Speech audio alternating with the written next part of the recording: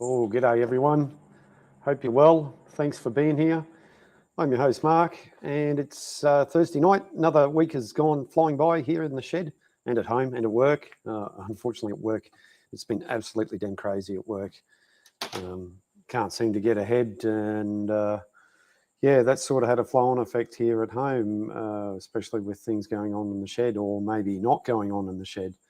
We have been doing a little bit of work on the roller, but not much. We've been focusing our efforts on my wife's workroom, doing more tiling. That's been a big effort for both of us. I'll just quickly show you a photo of what we've done here. And as soon as I get myself organised, got a bit of a theme going on, something a bit different. A little bit underprepared with things, so just bear with me. Right, there we go. And this is, so what you're seeing now is the tiling we did over the weekend. We jumped in at, 2 days or something, done 2 days on it. These are fairly large tiles, they're 400 by 400. And we've already got half the room done. We've sort of had a few shuffles around. While we did one side, we had all my wife's desk and other things on one side, her embroidery machine, and then and while we're tiling the other side and grouting and all that sort of stuff and finishing off and that. We've made a few, I must admit, we've made a few mistakes with this, but we're getting better as we go. I think we cracked in 25 tiles on one day, or over the weekend, or something like that. By the time you mix up the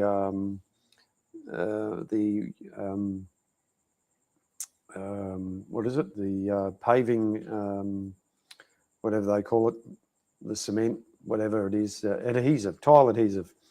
Get it mixed up, spread it down, trowel it out, get it right, lay the tile on, get that lined up so you're in line with all your markings and things like that. I think we're a little bit out. Like I said, we've made a few mistakes. We've adjusted and things like that. So there's a fair bit of work involved on. It's really a two-person job. I did, my wife said if she's doing something on her embroidery machine, she'll help me out by passing tiles, cleaning things up, washing, getting ready to make the next mix, and so on and so forth. There's tonight's thumbnail. I've auto-generated, not auto-generated, I've used AI to generate the last couple of thumbnails. This is using Grok AI, and I just asked it to create a vintage steamroller with a man driving, and it suggests on a cobblestone road, and this is what it comes up with. It's not perfect, but it's getting, each time I use it, it's getting better. So whether you use that sort of thing or not, and now this type of steamroller has never been made. This is all artificially generated. Yeah, Funk and Hungry. It could almost be a young. Thanks, Roger. Well organised. I wouldn't say it's a well organised live stream, mate. I'm totally disorganised tonight. Yeah, like the work's just been flat out, and it's really, it's just going crazy. So anyway, that's AI. That's the tiling. There's more tiling to go. We got to do the grouting. There's quite a bit. Here's another view. So once we get this done, of course, you put the large tiles in, and then you go around and cut your tiles to fit into the wall and corners and things like that. So this is, this is a big job, and we're beginners, and we probably shouldn't have taken on such a huge job like this. It's probably a little bit more than what we're capable of, but we're getting through it. And we haven't got much more to go, and then it's finishing touches, and then we can start moving the rest of my wife's craft stuff back down once we do the rendering. You might be able to make out the little plastic spaces there. They come in various sizes. We're using the larger ones, a 5mm. If you have a close look at some tiles in bathrooms and other places, they'll have a fairly small gap, maybe 3mm. But look, there really is, like anything, you got to put the time and effort into it, and you got to make sure everything's right. Otherwise, you can easily go astray. And we have done that in the past. But anyway, we're getting better. Oh, I'll just take a bit of a drink there. Righto, so I'll get me back on screen here.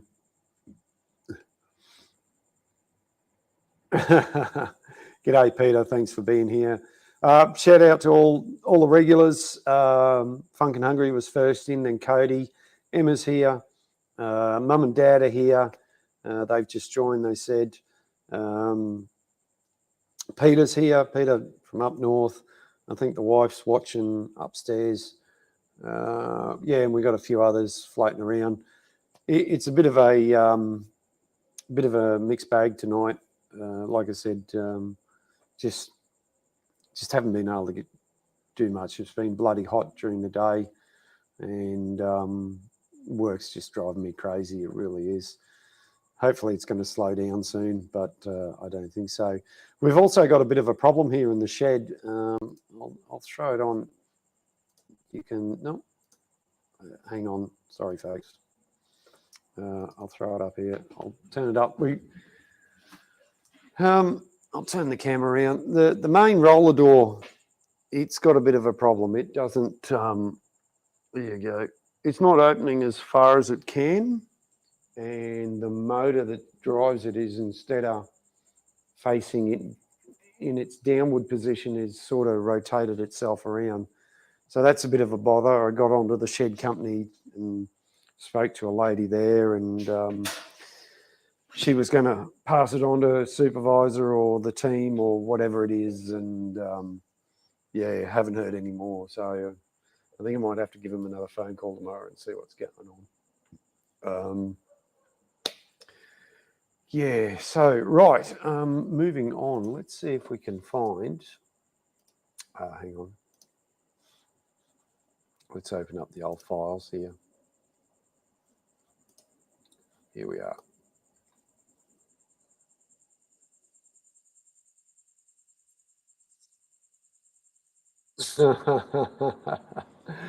Yeah, Peter, I wish I was lazing around.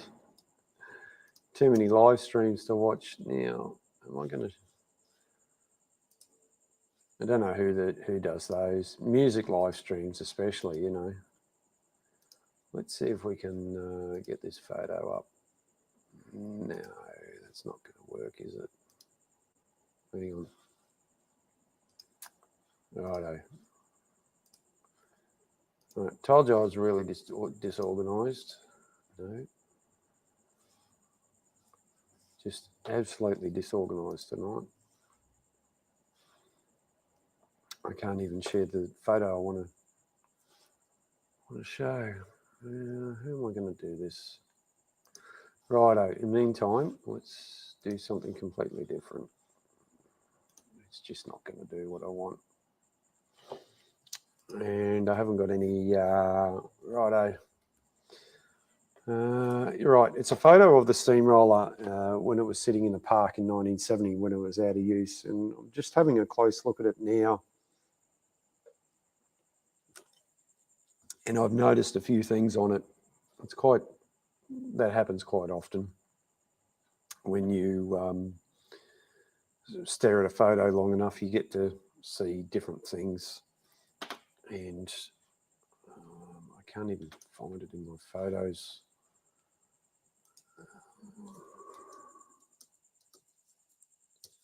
This might be a bit of a rough shot, but I'll scoot back through the photos because obviously I'm well organised. In fact, I'll bring up this photo. Now, this will be of interest to Emma, or the rest of the gang anyway. And here we go. Right. So back when we took it apart, this is before this new shed got built. This is one of the main rear rolls, or one of the main driving wheels. And as you can see, the bars here, or strakes as they're called, straight, I think that's right.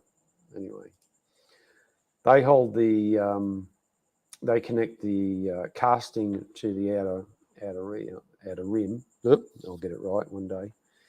You can see that it's a fairly dark red. I painted these in oil, and you can sort of see that. Well, not, you can more than sort of make out. You can make out the original pinstriping, and this was a standard sort of feature on a lot of these engines when they came from the manufacturer, that they would be lined out with pinstriping of some sort. And especially on the wheels, on the to sort of liven it up a bit instead of just being the one dull colour. So I'm pretty sure that is original pinstriping from 1926. I don't think it was ever redone when it was in service in the council it belonged to. I'm pretty sure that is absolutely original. Now, I'd be able to confirm this if we had a build sheet, and the build sheet tells exactly what the customer requires.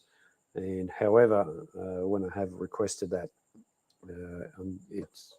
I've been told that it's not available.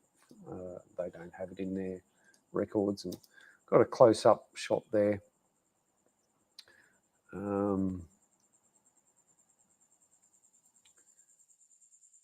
So yeah, that's sort of pretty interesting. There's a few other things we found when we've pulled this thing apart to do various works on it. This was taken quite a few years ago because the son-in-law and his son there. His son is quite young there, and he's certainly growing a lot more. And I'm getting them to help out just by putting the sump oil on. As you can see in the background, the old shed's still in the background, and that's quite a young shed dog who's sitting there in the cool. So it was pretty well was summertime. Excuse me while I drink on the drink. Now, what else can we show you? What else? While I think of it, actually, that was around the time of sort of COVID, I think. This is when we're back in the old shed. I was working on. I'd just taken off the cover for the cylinder. That was a bit of an effort. That was way before I started doing any sort of serious videoing or live streaming or anything like that. I was just taking photos and posting it.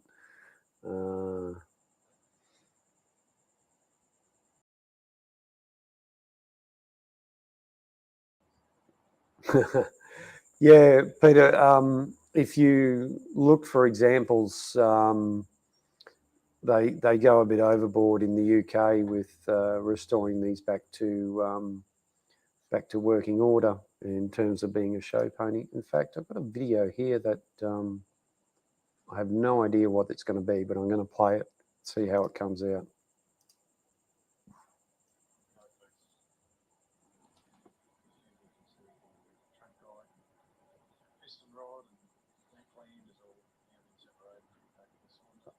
Right, the audio is really low on that. So I'm talking about when I pulled the trunk guides off and started looking inside.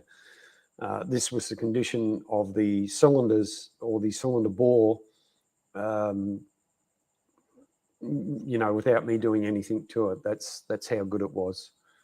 There was very little water ingress, and these were, when I actually, there was that slight groove there is only very superficial. when I honed these out with a proper hone, it took all of about 10 minutes to actually clean them up. I was really surprised. So it's amazing, something that sat in a park for 50 years would come up that good. And to give you an indication, so that's the high pressure piston that came out. That's how good it came out of the engine when I first pulled it out. That's after sitting in the park for 50 years. That's what sort of lubrication. I put a little bit of lubrication in there. You know, yeah. So I was really surprised at how clean and perfect it was. Pretty well inside. So that's the old shed, and that's when we pulled the cylinder out, the piston out, trunk guide, and all that. That all had to come off because of the work that needed to be done. I shouldn't have done that because it probably would have been some interesting things up there. So I'm going to stop sharing now and get me back on screen. Yeah, you're absolutely right, Pete. You're absolutely right. There's like when we pulled this apart. Actually, I should find that video really. Actually, that's why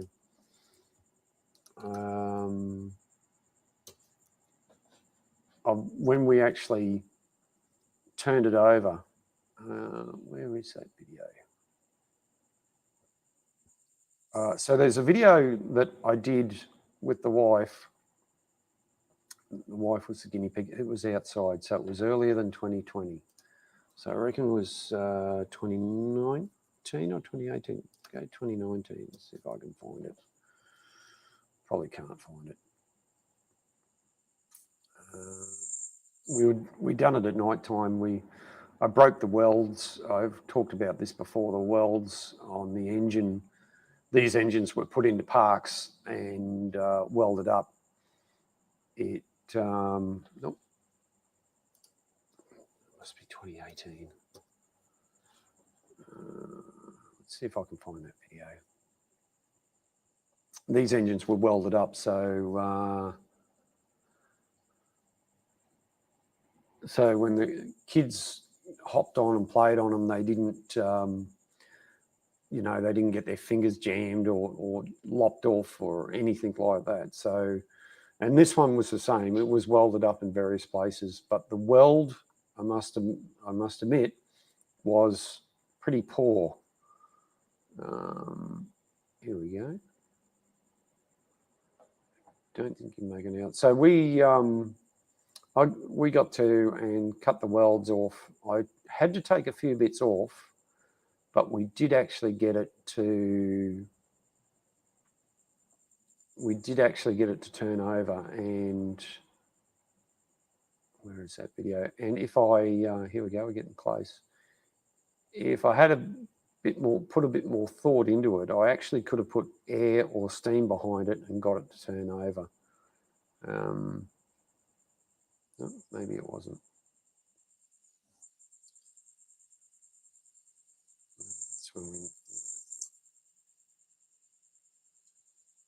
Anyway, but that brings me to where are we? These photos here.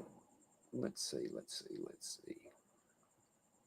Righto. So when way back in 2018, let's bring this up.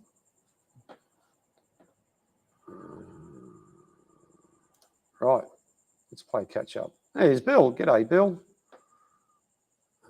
Share. Right, way back in 2018. Now this is going back. So when we first went and had a look at the roller, this is what we saw. This is what we came across.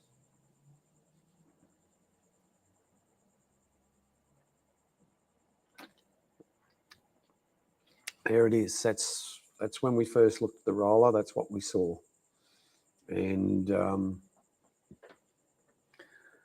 course, I was super keen. thinking that, you know, I had a look around and saw what was missing and all that sort of thing. And I thought that, yeah, no time flat, that this thing will be up and running. I'll get it up and running. This is the front tube plate. Still not bad. I've seen worse. In terms of boilers, that's not bad, and that's what happens when something sits outside for 50 years. It had been, at this stage, it had been sitting in this guy's shed for about 8 years, and it didn't deter me at all. As you can see, there's a bunch of stuff missing, and that's the actual engine number stamped into the cylinder block. So it's in two places. It's on the cylinder block of the engine. I know that's very hard to make out, and it's also in a different position. So that's the guy who owned it. He's also an owner of a traction engine himself. This is just inside his shed, so he had it sitting in his shed. The rats, and actually that's his traction engine in the background there. You can see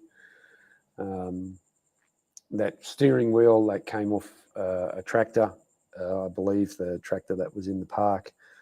Over the years, this engine, because it was sitting out in the open, had parts missing off it. And let's see. So pretty well everything that you see here was all there. You know, all the bits and pieces. And this is what I had to go on. This is what we started with. This is what we got. This is how we got it.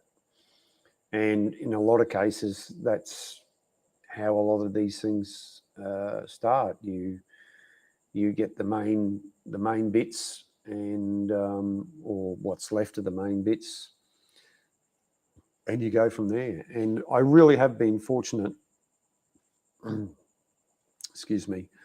With this engine, to find the information, about as much information as I have about it, the amount of parts that have come with it, and various other things that have been collected over the years, like through my dad. I've got a set of boiler tubes.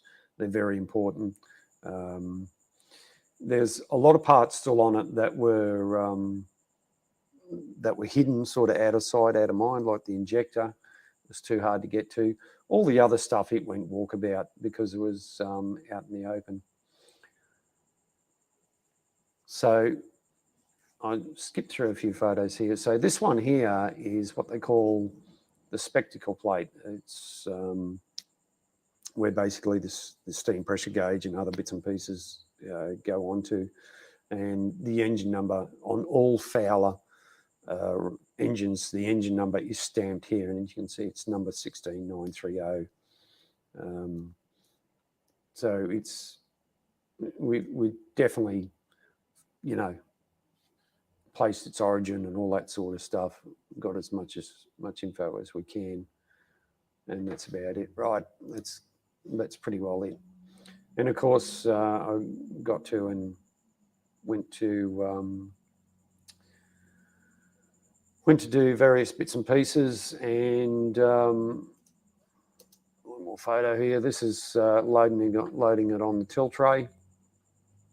And I've talked about this before, that when I got it on the till tray, winching it on, I got the tray flat, and it started to roll forward towards the cab of the truck. So I quickly tilt the tray back to get it, just to stop it rolling forward, and then we secured it in place. And this is when we're unloading it at home. Little bit difficult. You can see the old shed in the background, and the shed dog in her younger days. Thanks, Funk and Hungry. I appreciate the support. If don't mind if you mind hitting that thumbs up button. And over the years, like I said, we've we got various drawings, general arrangement drawing, boiler drawing, and a bunch of other drawings that have all helped as part of the restoration. And yeah, so it's all sort of been downhill from there, or uphill, whatever way you want to call it.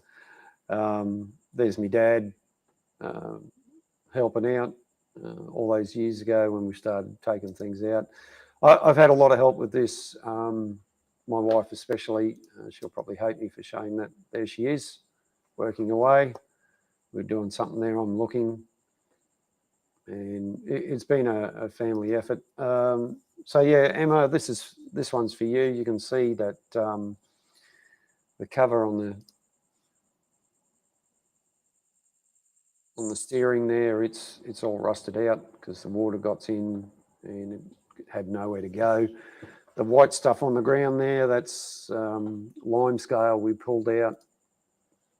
To give you an idea of how bad the lime scale was, this was all back in 2018, and we started cutting the tubes out. There's a sample of one of the tubes there. But it really doesn't give you an idea. I'll stop sharing that, put my big mug back on screen, and I'll give you... No, Peter, I haven't put anything back on it yet because I'm still working on it. I work a 10-hour day, 5 days a week, and I'm up at 5 in the morning. Actually, I'm up earlier at the moment. I'm starting earlier at work, and yeah, I'm just getting nowhere. So, you know, 50 hour work week gets in the way, which doesn't help. But things will go back on it, that's for sure. Yeah, that's going to be a pain in the bum to get out of there. Hang on.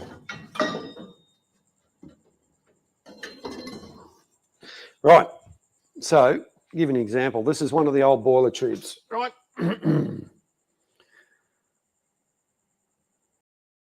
Bill, you've already subbed, mate.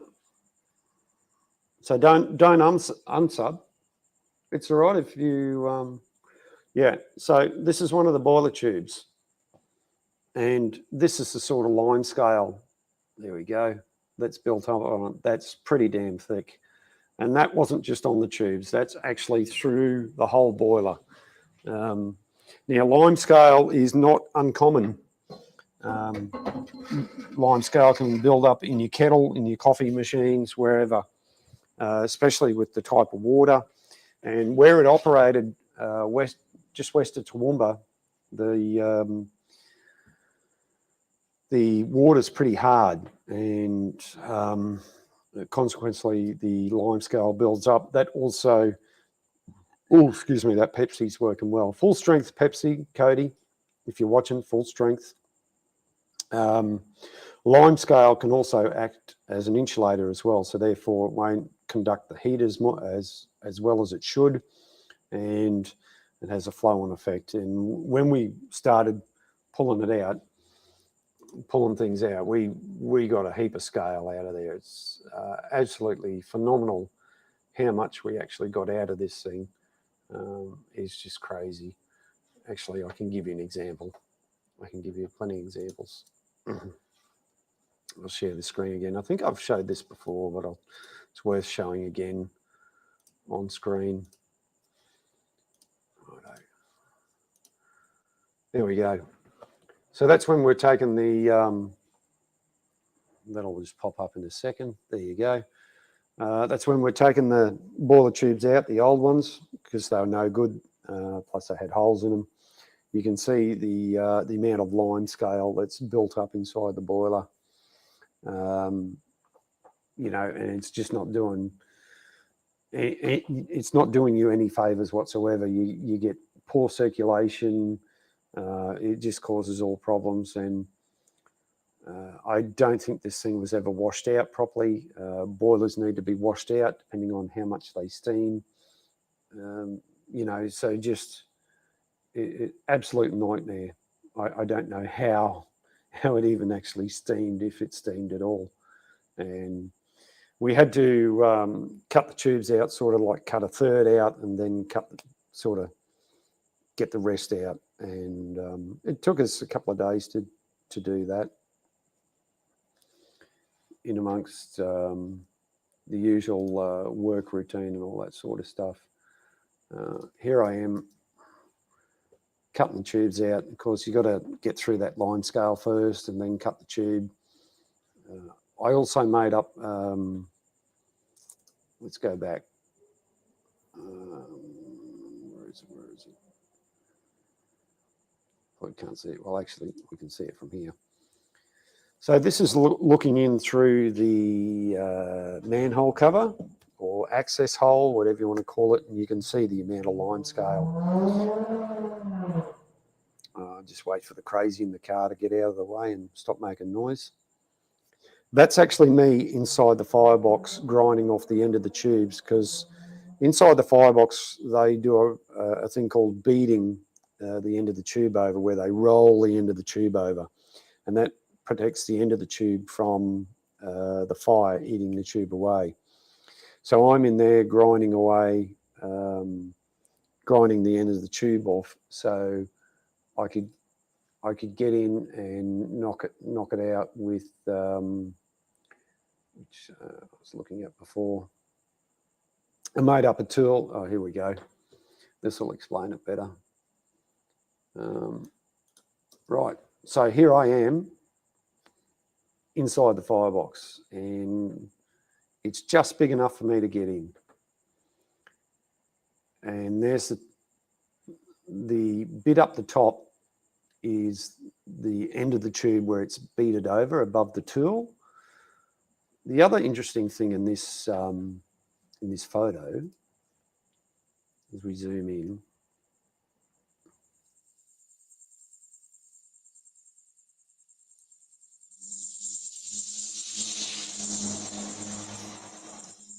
see, there's some crazies around tonight in their cars with no mufflers. If you look carefully, the bit of plate, you can still see the oxy marks where they cut the plate when it was made in 1926, all those years ago. So I ground the end of the tube off and made this bit of stick, turned it up to fit just inside inside the tube, and you can see that the tube is just there, and I made it a fraction smaller so that I could hit the end with the hammer and knock that bit of tube through. The tube plate is only about 14 millimeters thick, about 9/16. So I didn't have much to go. And once you got the tube moving, because that hasn't been affected by rust at all, it's a nice tight fit. It hit out pretty well. So that was, you can see there. Actually, no, we'll go there. There is a slight bit of rust there, but you can see that I just started moving the tube. It's almost out. It's about halfway. And the next photo here is where I knocked it all out.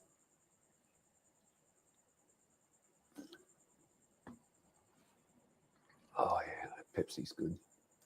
And once the tube's out, you can see, I took a photo here of the tube that was knocked out sitting in there, so we could then reach in with our hand and pull that out. And the other end, we just sort of worked it around to get it out. And that's how we got the tubes out. Normally, when you change out a set of tubes, I've heard of engines anywhere up to 30 years in a set of boiler tubes.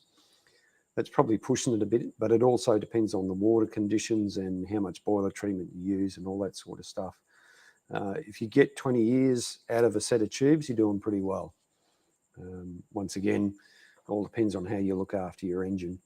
Normally though, once the beading is off, you can knock the tubes just inside and then pull them out through the front.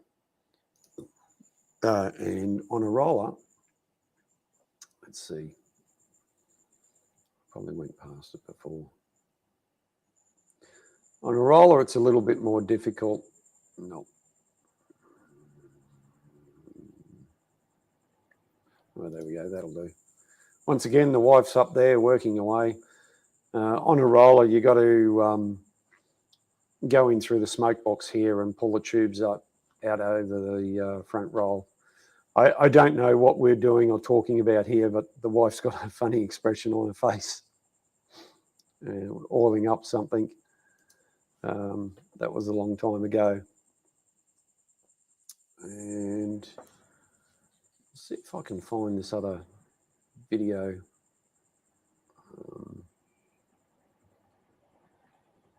I don't think I'm going to find it. I probably should stop sharing it.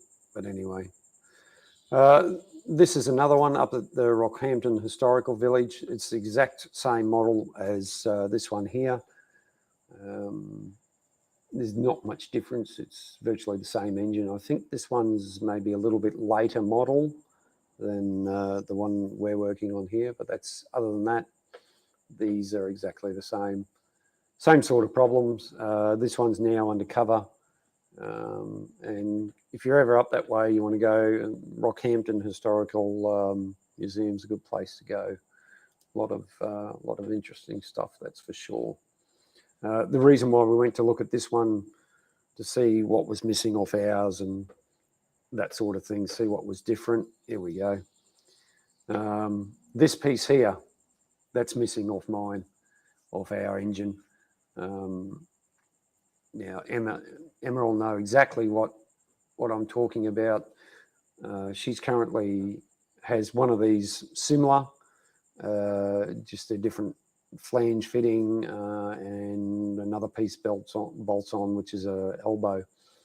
So this is connected to the water pump, which is connected to the crankshaft, which is always going, and it pumps water into the boiler when you turn this lever here, or it bypasses it back into the tender if you don't need it. Yeah, unfortunately, I did approach the Rockhampton Historical Village to, if I could borrow some off this borrow some parts off this engine, but there was just a flat out no, unfortunately. And it's a real shame because it certainly would have helped. But anyway, we're exploring other avenues, and if need be, I can always make another trip up there and go take measurements, go take a mold or something like that. We don't have a drawing of this particular part or a singular drawing. We've got a complete drawing showing a really condensed version, and it's a little bit difficult to make out a lot of stuff. But anyway, never say never. There is another, we're working on another option. Yeah, you have one, but slightly different, Emma.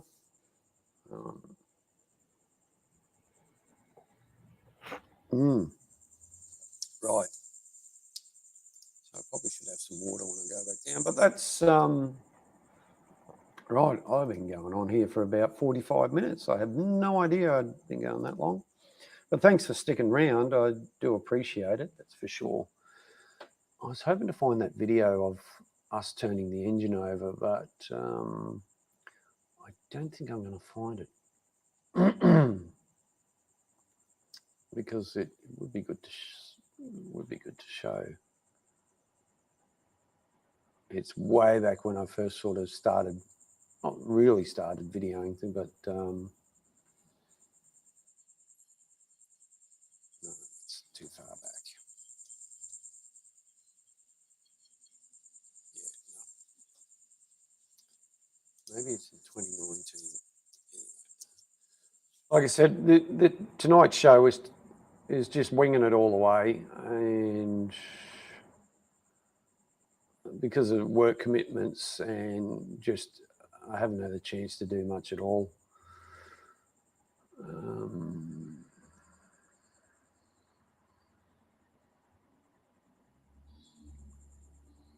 Yeah, no, I'm not going to find it.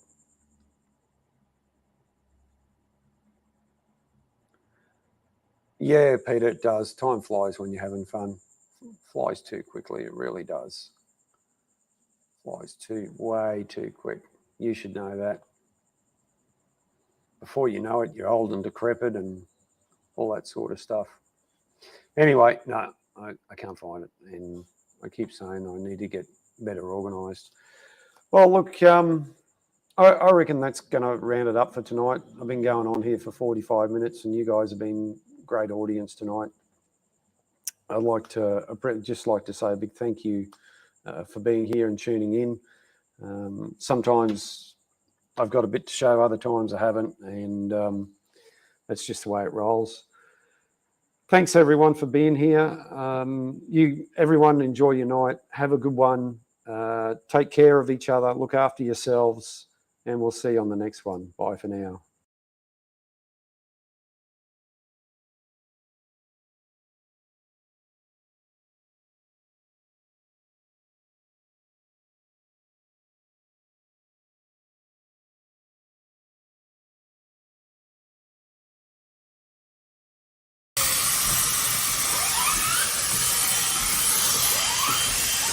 Whistle time.